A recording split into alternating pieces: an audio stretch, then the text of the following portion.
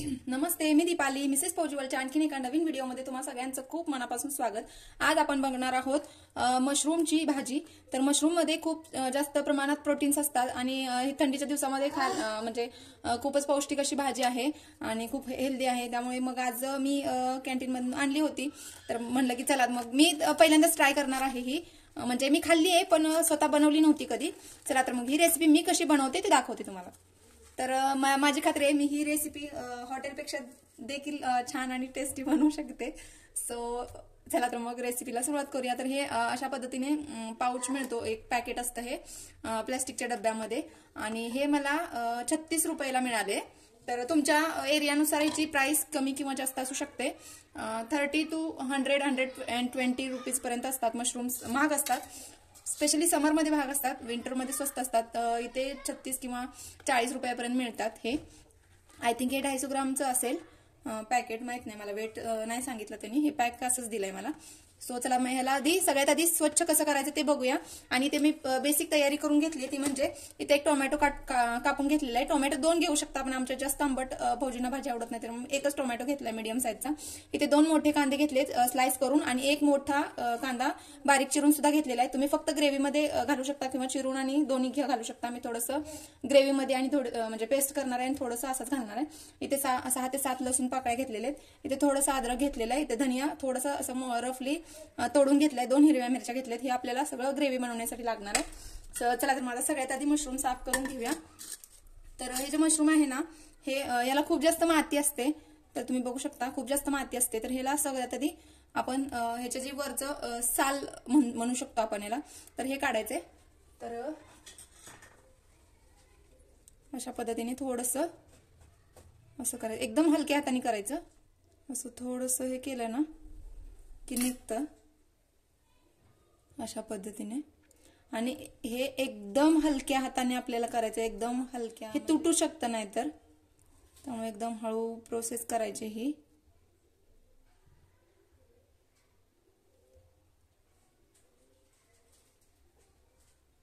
तर आता मी अशाच पद्धतीने सगळे मशरूम सोलून घेते आणि मग पुढची प्रोसेस दाखवते। तर आता हे मी याचे साली काढून घेतलेले आहेत। त्याच्यात देठ आहे ना, थोडासा देठ काढायचा, पूर्ण काढायचा नाही, थोडासा।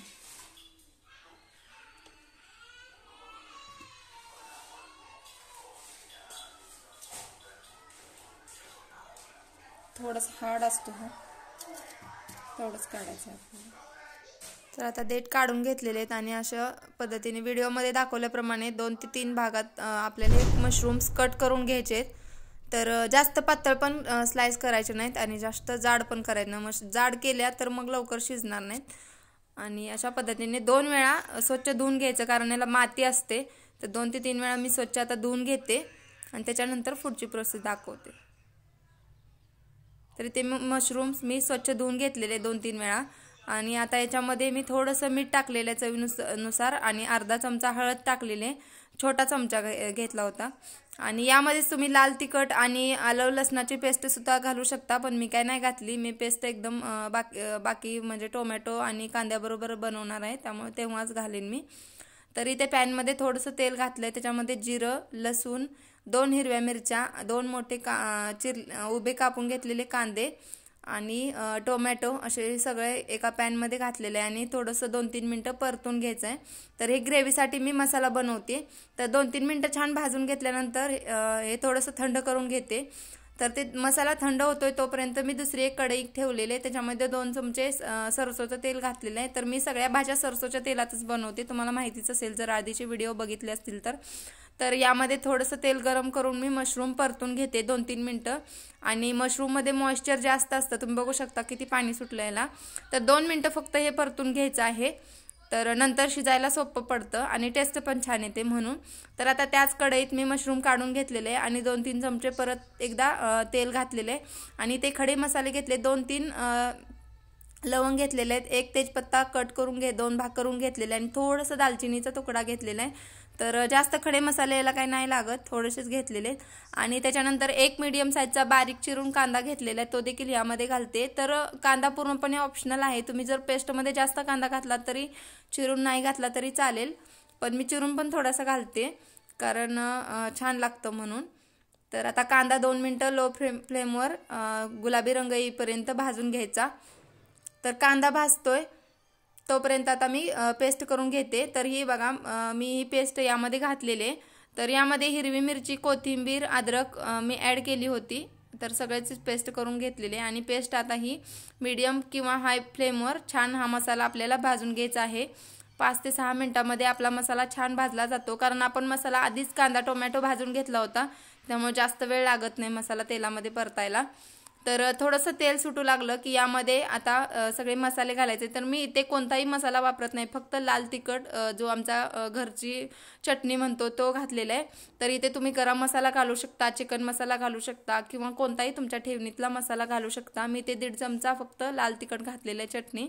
आणि त्याच्यानंतर थोडंसं मिक्सरच्या भांड्यामध्ये ज्या भांड्यामध्ये मसाला केला होता त्यामध्येच थोडंसं अर्धी वाटी पाणी घालून या मसाल्यामध्ये घातलेलं आहे. तर हा मसाला आता 2 मिनटं छान शिजवून घ्यायचा आहे. आणि याच्यानंतर आपल्याला आवश्यकतेनुसार गरम पाणी घालायचं आहे. तर इथे मी 1-1.5 ग्लास गरम पाणी घातलेलं आहे. गरम पाणी घाला, शक्यतो ग्रेव्हीला कलर छान येतो आणि तरी पण येते. तर इथे जे वाफवून घेतलेले आपले जे मशरूम होते ते देखील घातलेले आहेत. आणि आता छान उकळी काढून घ्यायची. तर हे बघू शकता मशरूमला छान उकळी आलेली. वरून मी थोडीशी कोथिंबीर घालते आणि याच्यावर झाकण ठेवून 10 मिनटं हे मशरूम आपल्याला शिजवून घ्यायचे. 10 ते 15 मिनटं लागतात. तरी ते मी थोडंसं नमक टाकलेलं आहे, जास्त टाकण्याची गरज नाही, कारण आपण जेव्हा मशरूम मॅरिनेट केले तेव्हा पण नमक टाकलं होतं. तर तुम्ही टेस्ट करून थोडंसं नंतर टाकू शकता. तरी ते झाकून ठेवून आपल्याला 10 ते 15 मिनटं मशरूम शिजवून घ्यायचेत. तर मी आता गॅस बंद केलेला आहे. 15 मिनटानंतर आपले मशरूम छान शिजले होते. तर तुम्ही बघू शकता आपली मशरूमची भाजी तयार आहे. आता सर्व करून घेऊ.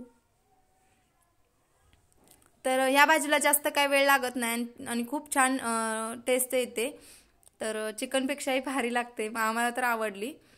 तर चला तर मग मशरूमची भाजी बनवून तयार आहे. व्हिडिओ आवडला असेल तर प्लीज लाईक करा, शेअर करा, कमेंट करा आणि सबस्क्राईब करायला विसरू नका. व्हिडिओ शेवटपर्यंत बघितल्याबद्दल तुमचे मनापासून आभार. तर पुन्हा भेटूया एका छानशा रेसिपीमध्ये किंवा व्लॉगमध्ये. तोपर्यंत बाय बाय. सगळ्यांनी काळजी घ्या आणि असेच व्हिडिओला सपोर्ट करत राहा. Thanks for watching. Bye bye. Take care.